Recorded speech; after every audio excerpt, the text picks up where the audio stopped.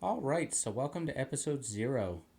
This is just going to be a quick overview of all of the mods and stuff that I've put into this in case anyone asks. My load order itself is actually going to be real small, but I have gone through, I've downloaded 269 or so mods over the last week or two.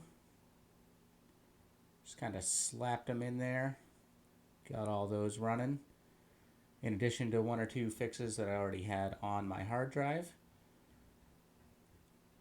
So most of those are going to be texture replacers. I've got the classic intelligent textures, got Tamriel textures reloaded, Tamriel data, OAAB data, all that sort of stuff.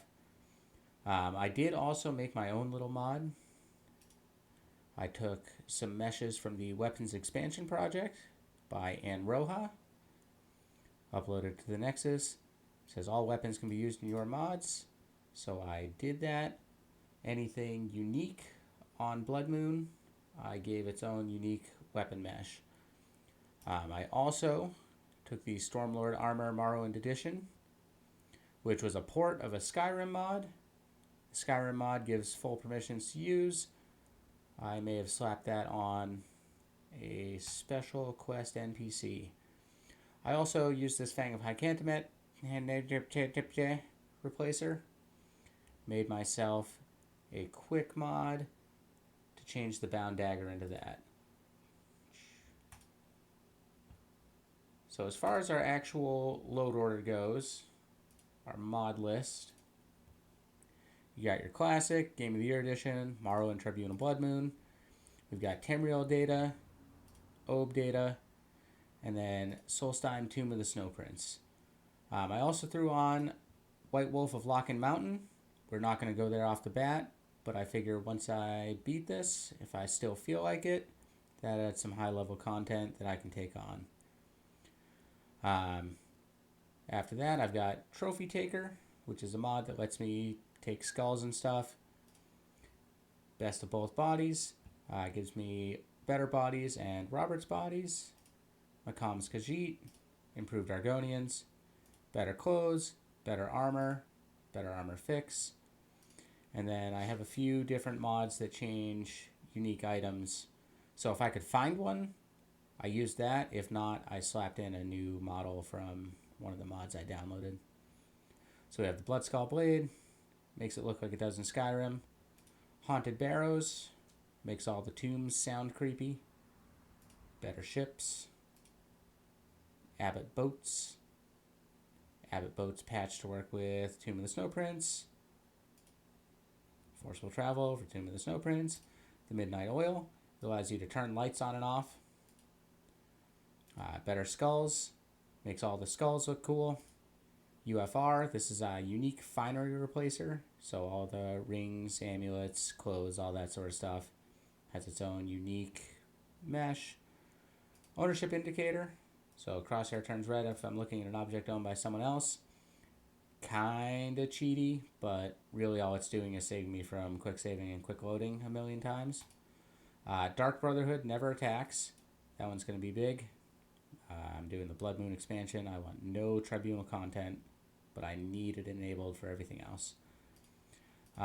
First person animations. Solvastat. Sky variations. Take notes. I can write my own notes. Containers animated. This is the only gameplay affecting mod that I have installed. Hersine's Artifacts. So at the very end of the main quest, something is going to be different. Keg Drip adds drips on kegs. It's a deal and great service. Just add new dialogue so that people will talk to me.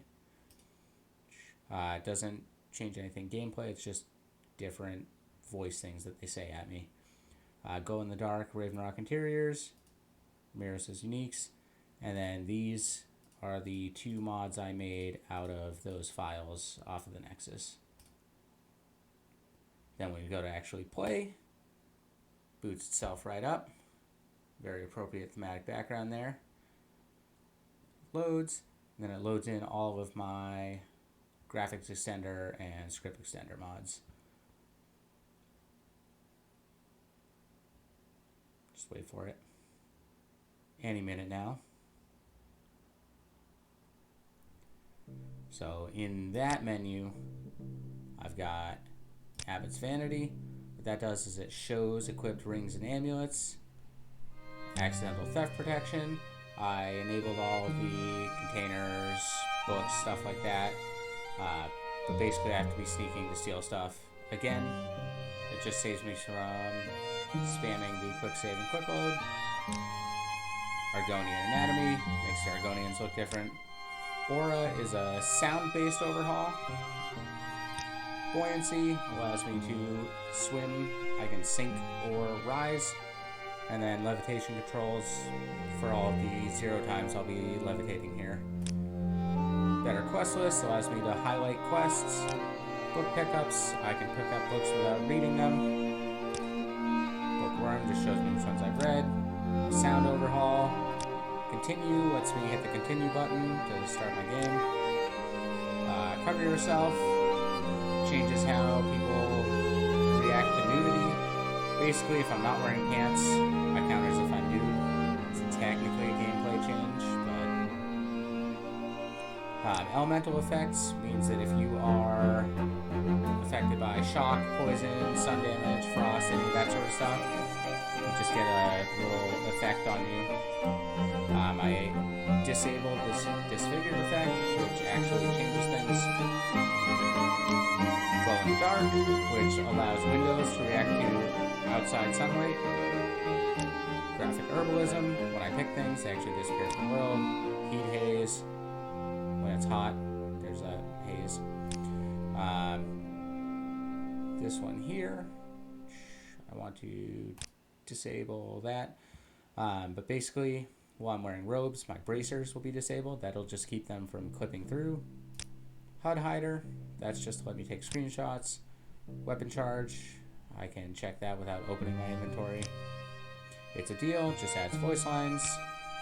Just drop it. It means that when I drop things, they drop to the ground in a smart way instead of stacking up on top of each other and looking dumb. Let there be darkness, changes the lightings. Graphics extender. Music system extended. This allows it so that when I'm in Solstheim, I get Solstheim specific music. When I'm in the tombs, I get that music. Basic script extender stuff. Containers animated. When I open containers, they play a little animation. Ownership indicator. This is probably the biggest Lua gameplay mod that I have. But once again, all it really does is keep me from hitting quick save and quick load a million times. It just tells me if something isn't owned. Perfect placement. Another mod that lets me put things down however I want. Physical journal. This one here is more just for RP. It means that the journal function is bound to an actual physical book. So if I drop it, I can't access my quest list. Scriptable scriptures, I can... I'm not sure what that one is actually. Enemy bars, I disabled everything that allows me to see more information about my enemies. So this is really just going to be to reposition where the enemy health bar is. The heads-up display customizer, that way I can move icons and stuff around.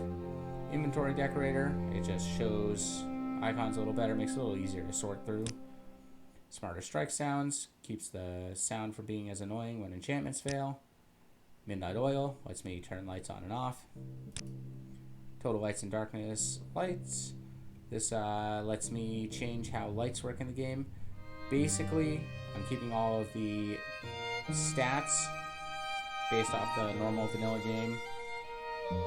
The radius and color are going to be based off of the true lights and darkness. So what this does is basically just change how torches look and how basically every light source in the game interacts. Try before you buy. Lets me try on clothes before I buy them, but if I walk away with them, it's stealing.